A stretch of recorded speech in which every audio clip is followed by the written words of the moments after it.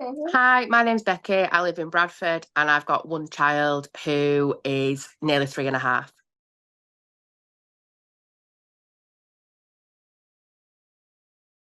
Well, I did this role because I wanted to breastfeed my own child and there were a lack of support. So I think from speaking to mums regularly, there's a lack of support. And I think people either don't take up breastfeeding because they don't have the knowledge or don't know where to get the support from, or the journey seem to end before they want them to. So yeah, I think it's not as high as it probably should or could be, really, the breastfeeding rates in Bradford. And I think some people might try it and it's a little bit harder than you sort of anticipate. It don't go as smoothly as you sort of think it will from your antenatal. And it's just getting through those first few days and your milk coming and everything is obviously really difficult. And if your support's there, your journey, can end. But I do think we're in a bottle feeding culture in a sense that it's not even a consideration for a lot of mums like me and my friendship group.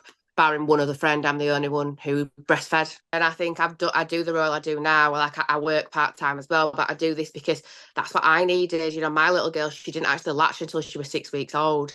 But I knew in my heart I wanted to breastfeed. So I found the support, wasn't willing to give up, and I think that's why I do the role I do now.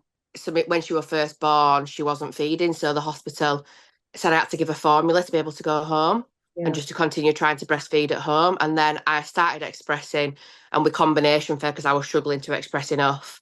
And then I was lying in bed with her one morning. My husband had gone back to work, and she just latched onto my breast, and she were about 6 weeks, and then she bottle refused from then. So I've fed her since then. It's just giving people the tools and the knowledge. I think sadly the knowledge is lacking even from healthcare professionals sometimes, and you're not always told the right thing. So it is difficult, I think, sometimes to know what to do, what's the right thing to do, and you sort of think that something isn't possible when actually it is. You just need the right support.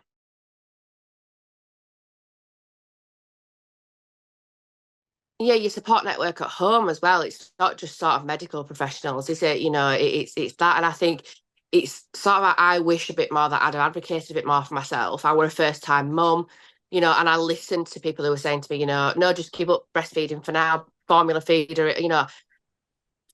Me now, I wouldn't have stood for that, but it's difficult when you're a first time mum. You've gone through childbirth. You trust in these people what they're telling you. You can't advocate for yourself because you don't have the knowledge. And I think knowledge is power with these sort of things. I had my antenatal class and they were like, don't worry, she'll feed within the first hour, have skin to skin, it'll be great. And that just didn't happen. And I was like, I don't know what to do from here, sort of thing. So I think it is possible, but it's about your support network at home. And like I said, advocating for yourself, I think. So it is useful to have other people around you, I think, that are more like-minded. My midwife had signposted me to the support group I volunteer for now. So my midwife was great. The support I got after was when she came to visit me at home and she knew I wanted to breastfeed and she said, look, reach out to this group. And it was coming out of COVID at the time and I had come some Zoom calls and they taught me through those little things that I just didn't know, and them giving me those snippets of information meant that I had the knowledge to think, no, this is right and I'm going to continue doing this. I wanted to breastfeed. They didn't really have the capacity for the support. They sent me a health support worker. She was trying to get me to use sugar water to get her to be interested in stuff. And it was just really bizarre. And then they just said, look, if you want to go home, she needs to have this much formula every 2 hours. And then we'll let you go home and see what happens. So at that time, my husband could come for 2 hours a day. I'd gone through the birth I'd gone through, were just left on my, and I thought, I just want to go home, and I didn't feel like I had a choice because I thought I can't do this. The breastfeeding wasn't working on my own. I didn't have the support in the hospital. I thought I'm going to have to because, they're like, she needs to eat. She's not eating from you. That's so it were very much quite a high pressure, just give her formula. It were an awful experience, really. I just, you'd gone through this experience. I'd been in labour for over 40 hours and obviously it wasn't great. And then they just were like, right, he's got to go and I'll say bye. And I had Spencer in my arms in a wheelchair and they pushed me to one and I had to just wave bye to him as I was going. I really struggled with the fact that I couldn't breastfeed to start off with, but I was quite quickly labelled as having postnatal depression. And I'm like, but I don't, that's what and I thought, but I don't fit, I just want to breastfeed my baby. Nobody seemed to understand how important it was to me and why it was so important.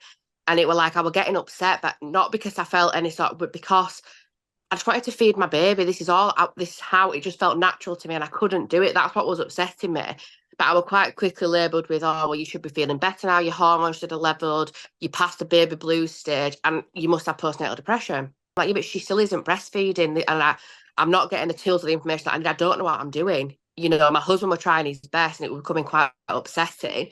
And they were like, I just said, look, I don't feel great, and my midwife said reach out to my GP, so I did. And my GP were like, well, it sounds to me like, you know, you're saying you've got postnatal depression. And I was like, but I thought, well, I didn't think I did, but maybe I do. I don't, you know, but as soon as she started feeding and stuff, I felt so much, you know, I wasn't sort of feeling really awful or anything. So I think it's difficult that it's quite quick to be, oh, you're not feeling great. It's more than baby blues. You must have postnatal depression. I actually started taking sertraline at the time because they were like, you know, you need to start feeling better. You've got a child to think about. And I was like, okay. And, you know, and they were like, if you just start breastfeeding, this will be fine. And I was like, okay, I will then. But that were about 3 weeks. She was 3 weeks on and she latched at about 6 weeks. So she latched 3 weeks later. And that's all I wanted.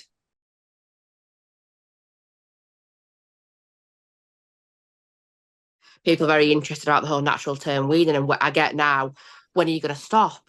You know, she's on that, and I'm like, but it's what works for us. And I think I didn't plan on it. This isn't what I thought would happen when I had her. She's nearly, you know, she's 3.5 in January, but she still wants to feed to sleep when I put her to bed in the night. And what's wrong with that? You know, and I think my journey, she is being very baby led, child led, and why would I take that away from her now? I'm still happy to do it. She still likes it. It works for us. It's just, yeah.